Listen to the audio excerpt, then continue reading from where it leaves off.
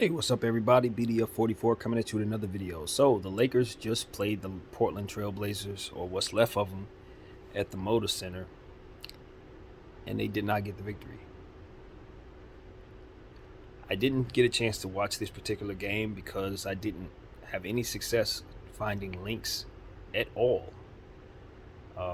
It's just one of those games. I hadn't had this issue in a couple weeks, but tonight it just wasn't available to us. So I did get a chance to see the highlights and watch a little bit of the game in certain links that worked here and there, but the majority of the time I wasn't able to see it. And it looks like I didn't miss a whole lot, man. I would love to say we hit a new low, but I don't really know that that's the case. I just think we just on the bottom and we staying on the bottom. Yesterday was horrible. Today was horrible. I want to give the Portland Trailblazers all the credit in the world because they had players out there I'd never heard of. Some guy named Brown who could really get off the floor. You know, they had a couple other guys. Belvins, I've never heard of him in my life. He gave him 8 points. Nurkic had a nice double-double. Simons had 29 points, hit a lot of three-point shots. Justin Winslow was fantastic defensively with 4 steals. Dennis Smith Jr.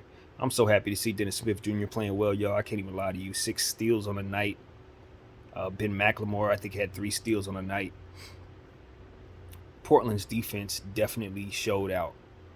And the Lakers had 21 turnovers. Most of those were forced. I saw a lot of stand around offense tonight. You know, I complained about Frank Vogel's offense, and it was definitely on display in the highlights that I saw. It was not a whole lot of people moving around, just people standing in corners, watching people do stuff. Braun holding the ball with his back to the basket, waiting for movement. Movement never came. These are the type of things that make your team look bad. I know people don't really understand that.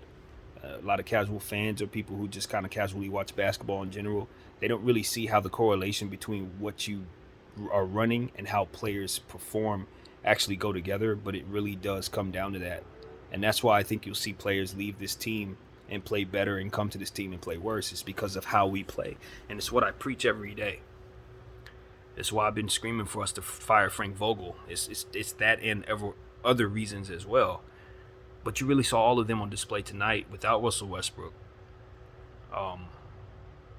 He went with small ball lineups. You know, the Lakers had like an 8-point lead to start the third quarter, and he proceeded to put one of those signature lineups on the floor. And, you know, we saw what I always tell you you're going to see. Second chance points for the other team and lack of rebounding. They had 11 second chance points tonight. You know, and you give up 11 offensive rebounds,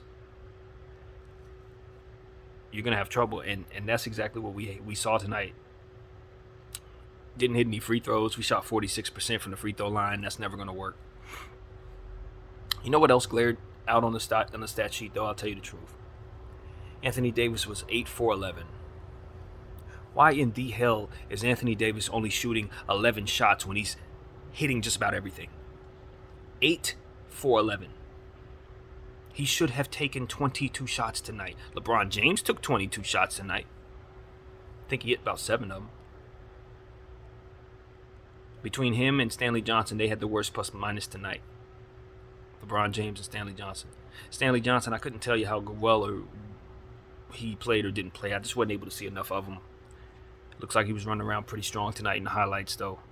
A lot of turnovers, uncharacteristic turnovers from Malik Monk. I'm going to credit that to the fact that it's trade deadline time, and I think guys just had the jitters a little bit. THT played one of his better games from a statistical standpoint. He looks like he doesn't want to be traded. I don't think he has to worry about that because nobody wants that contract anyway. It's just, you know, I mean, I don't think I could tell you guys just how done I am with this roster. Because if you've been listening to me for the last 3 months, I've been feeling like this the whole time. This isn't new to me. I came to the conclusion that this wasn't working 3 weeks into the season. I came to the conclusion that Frank Vogel was the problem, or one of many problems. Let me preface that for those who don't understand. He is a problem that we are having a hard time overcoming about 3 weeks into the season. His choices make us worse. But you all know that's my opinion. So I don't think I need to give you too much of a spiel in regards to that. I just think, the same as I always do, that this team is a wash, this season is a wash, rather, and that we need to recoup our assets. And the only way that we can do that is to trade away the pieces that everybody's afraid to trade away. LeBron James and Anthony Davis. Now, Anthony Davis, I've kind of leaned back on trading him because I realize his contract's very long, and there's no reason to really get rid of Anthony Davis as it pertains to trying to find something that's better than him, because chances are in the short term you definitely will have trouble with that. The most you can do is get a bunch of quarters for him. You're not going to get $1. You know what I mean? You can get a bunch of little guys and picks, but you're not going to get an Anthony Davis. But as far as LeBron James at 37 years of age, I'm cool, fam.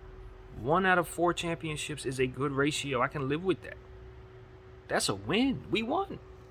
But going forward with him, when we know we don't have the assets to put around to make him better, I think trading him tomorrow makes a whole lot of sense. And I know no one's going to do that. I know that people are looking at me like I'm crazy. But if you fully, truly understand the Lakers situation, you know they don't really have another way forward that isn't going to make us look worse. People were saying, tank. We can't tank because we don't have our pick. That pick would go to the New Orleans Pelicans. And if we try tanking next year, that pick is going to the New Orleans Pelicans. And if we try tanking the year after that, that pick is going to the New Orleans Pelicans. You see what I'm saying? You don't have no damn choices. It's either ride it out with LeBron James, let him walk into the sunset, and then have a couple years where you suck for no reason. Or you can trade away this man, LeBron James, for all of the pieces that you can use to make yourself better. Those are your options. You know, it's not like you're just giving up on one of the greatest players of all time because you want to do it. It's because you have a whole $47 million contract in Russell Westbrook that cannot essentially be moved. Not for anything that's going to give you what you need. So, I mean, I didn't learn anything tonight. I think we just reinforced the fact that I've been right the whole time about Frank Vogel and about this whole thing. It doesn't work. Portland Trailblazers have made 3 trades in the last 48 hours that have depleted them of just about their entire team. They were out there running players that, like I said, I had never heard of, man. And guys that have been well further back in the depth chart lately. You know, guys that just aren't going to play at all. Were able to flex on us tonight. They used their young legs and G League type guys who I respect, because I think we should be filling up our bench full of G League guys personally. And I think it's a lot better. You'll be a lot better for it. Tonight, that was literally proven. We ran our Ray Ellingtons. We ran our Trevor Arizas. We ran our, our 1.6 guys.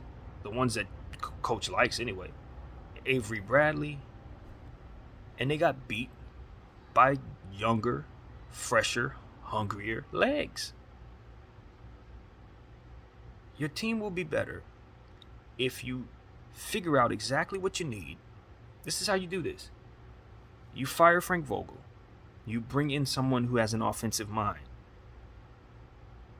You waive all of these 1.6 guys that can't help you, the ones I just named, and DJ. You get them out of here immediately. Then you go to the G League and you devise exactly what type of players that you need. The G League is full of all different types of bodies, all different types of skill sets. You find exactly what you need, and you call those guys up, and you give them your bench minutes. They may not be that great to start, but over time, they will build themselves into being quality NBA talent. At that time, as they raise their value, you trade them for second round picks. You take those picks and you trade them for quality pieces. You take those quality pieces and you put them together and you get yourself better pieces. This is how you build. This is how the NBA operates properly. If you're in our situation, this is how you do it. You don't go with vets who are my age and give them $1.6 million and expect them to give you production because they don't have it in them. Their legs are done. They've done this for 15 years. It's time for them to sit down. They're not going to be able to keep up with a field full of young talent, which is what you need to make sure you understand. The field itself is full of young, fresh legs.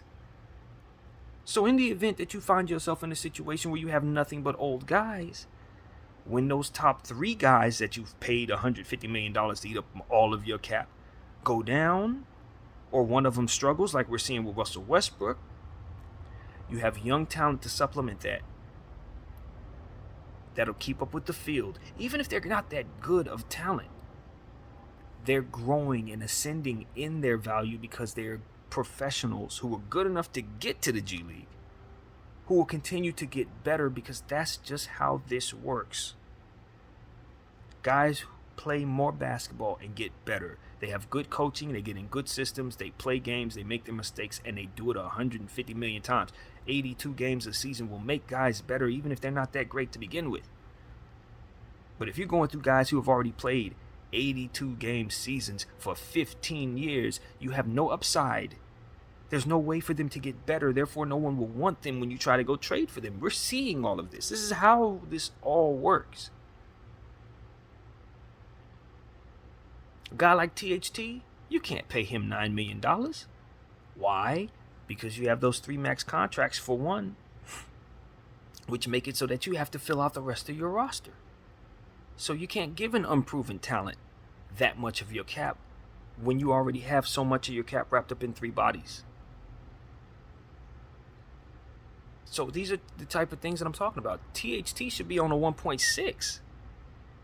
And then when he plays himself up to $9 million, then you pay him the $9 million. He hasn't earned that yet. Now, Malik, not Malik Monk, but the Kendrick Nunn thing, that's just a mistake. That could have happened to anybody. As much as it pisses me off, that could have happened to anybody. If if Kendrick Nunn were healthy, he may very well be averaging 15 to 18 points for us. But if you look at the type of player he is, he's not a defensive player. You need him to play point guard, but he's a score first point guard, so he's not making anybody better. He's not going to be able to facilitate your offense.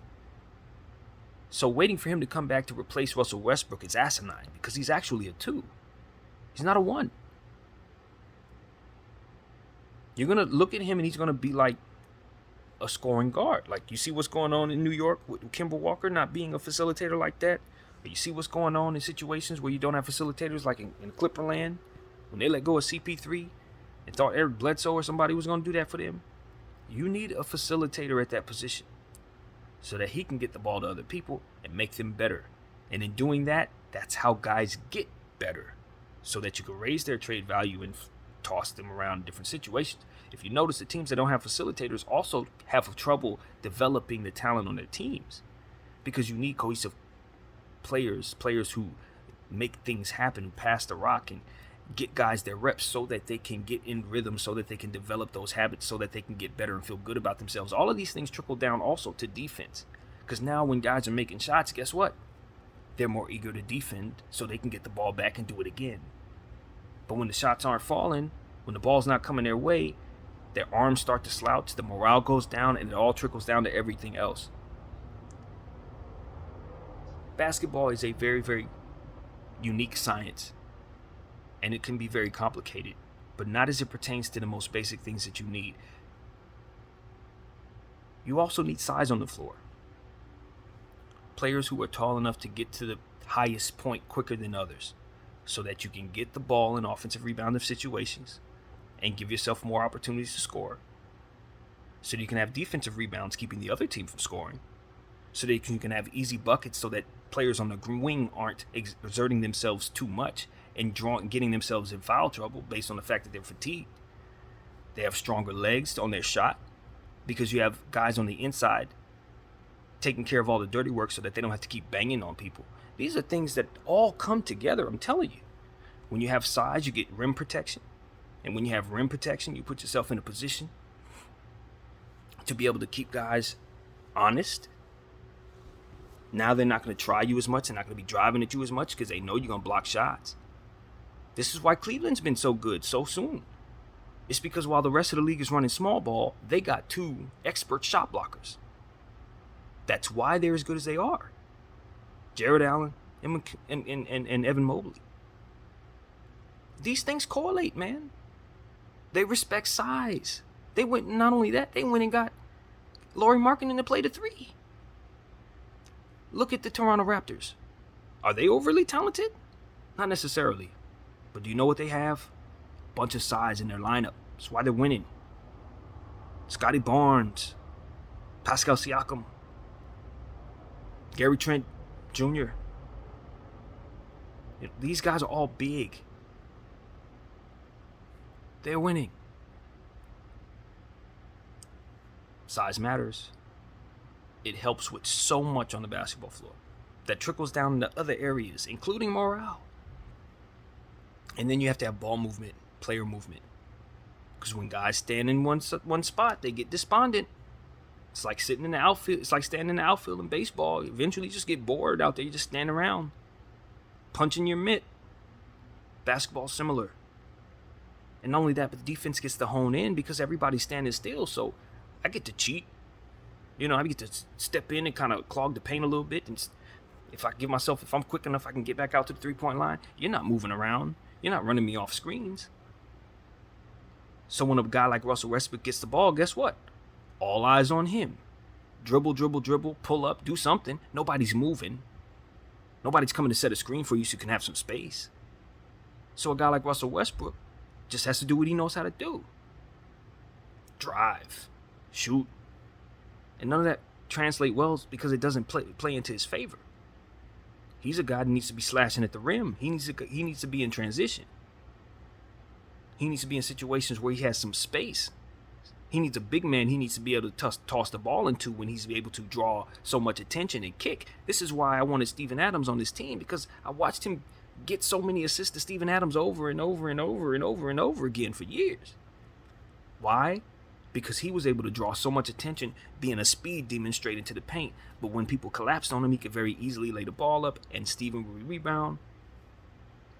You get the ball to Steven. Steven would kick it out to others. Mask a lot of Russell Westbrook's mistakes. Kuzma struggled in this offense. Why? Because Kuzma was put in the same situations. Stand around offense, give him the ball, play on the block. That wasn't his strength. He needs to be able to catch and shoot. He needs to be able to get in transition and create. He's an artist when it comes to driving at the rim too. He needs to be in transition. He needs people to be able to move around him. He needs to be able to move and have ball moving around him and all kinds of different things happening so that he can get in transition and have space to operate. We would put him in situations where he's in a half court. He'd catch the ball on the block and have to create something. That's not his game. It's not Russell's game. Bron can handle that because LeBron James can do a lot of different things. Malik Monk can do that because he has a step shot. He has handles. He can drive at the rim. Guys who can shoot can usually play well in this stand around offense because they can create for themselves with a spotlight on them. As to a guy like Russell Westbrook, complete opposite. Kyle Kuzma, complete opposite. THT, complete opposite. Do you see what I'm trying to get you to understand? These are all decisions that a coach makes. Coach runs the plays. Coach decides who is on the floor and when. Coach decides what players to put on the floor. Do you see? I'm not just calling for Frank Vogel's job because I just want to see a guy fired. I'm calling for Frank Vogel's job because all of the things that are affected by all of this are his job to decide. And when he makes decisions, he leaves us with no size. He leaves us with no player movement and ball movement with his offense because he doesn't have an offensive mind himself at all.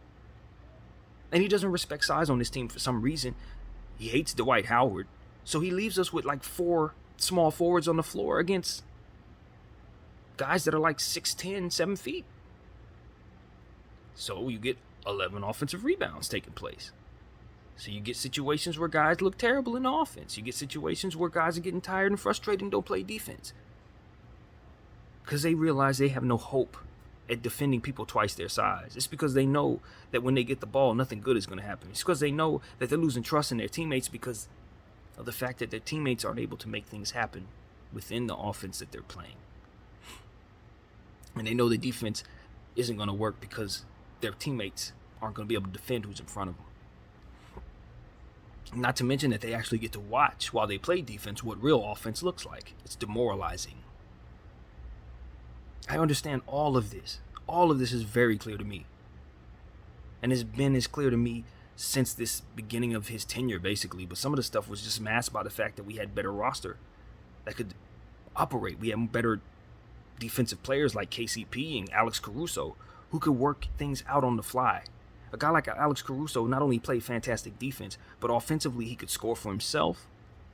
He create plays for others, take things off the dribble.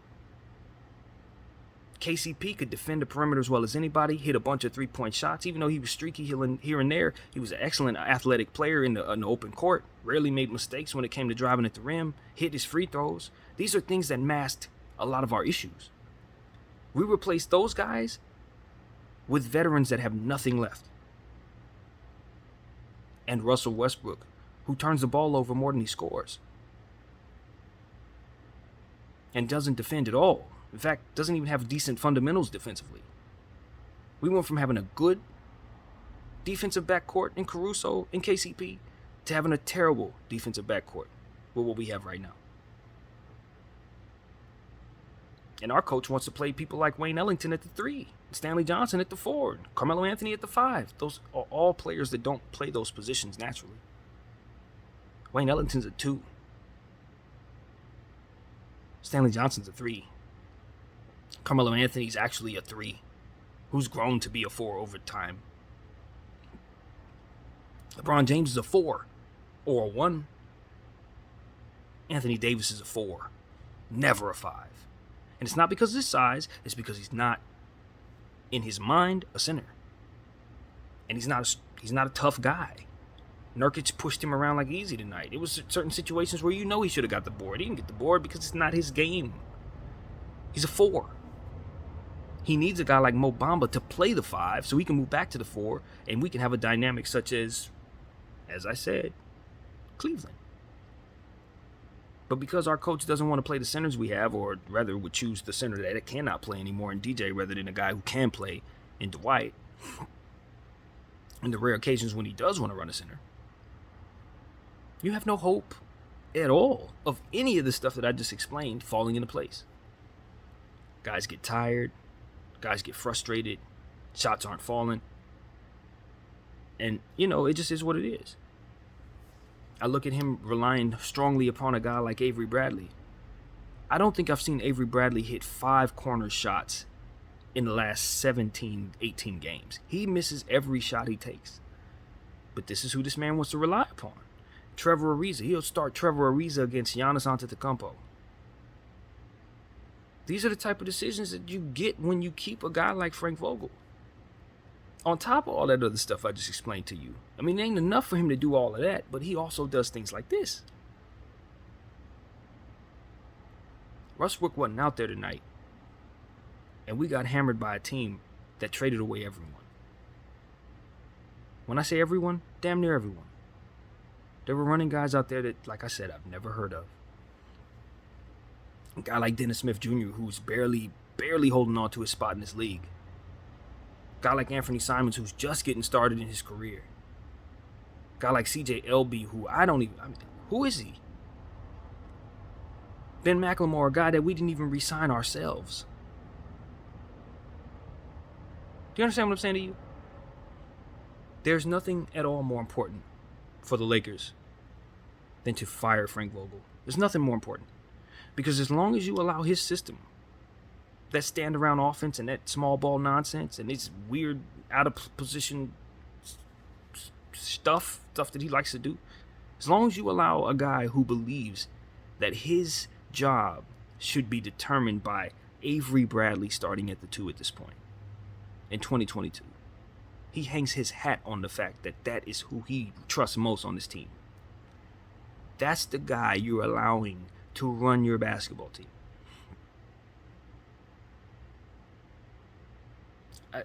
I mean, I don't think I could be more clear. I've been angry. I've been sad. I've been appalled. All of it now is just like, I mean, do you see all this I've been talking about? That's where I'm at with it. Like, I mean, I think I've been vindicated by all of this failure. Because it's what I've been screaming the whole time. You can go back and watch videos that I made after every single game that we've played. I've documented them all. This is what it's been the whole time. Nothing's changed. So as we go forward, our next game is against the Golden State Warriors. You want to guess what's about to happen?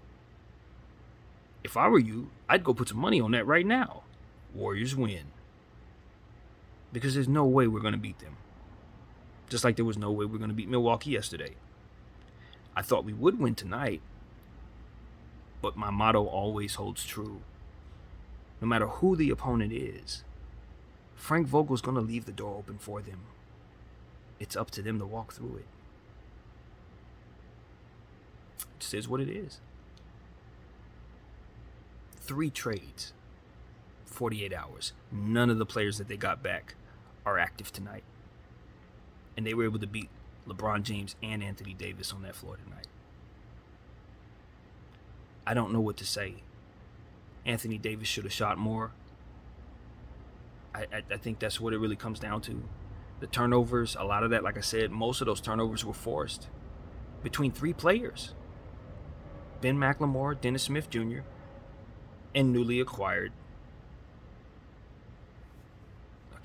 what's his name? I already said it, but you know what I'm talking about. Justice Winslow. Those are the 3 players who practically destroyed us because they actually played defense. Yusef Nurkic, a real center, had a double-double tonight. This is all elementary stuff, man. That's why I'm speaking this way, because this is just, it's so very simple. Dame was sitting in street clothes, of course, because he's recovering from an injury. I don't know if he's even going to ever play another game for Portland. Probably not. CJ's in Pelican land. Powell's a Clipper. We just seen this team a week ago. Most of those guys are gone. And we still found a way to lose. You already know what I want. Blow this whole thing up.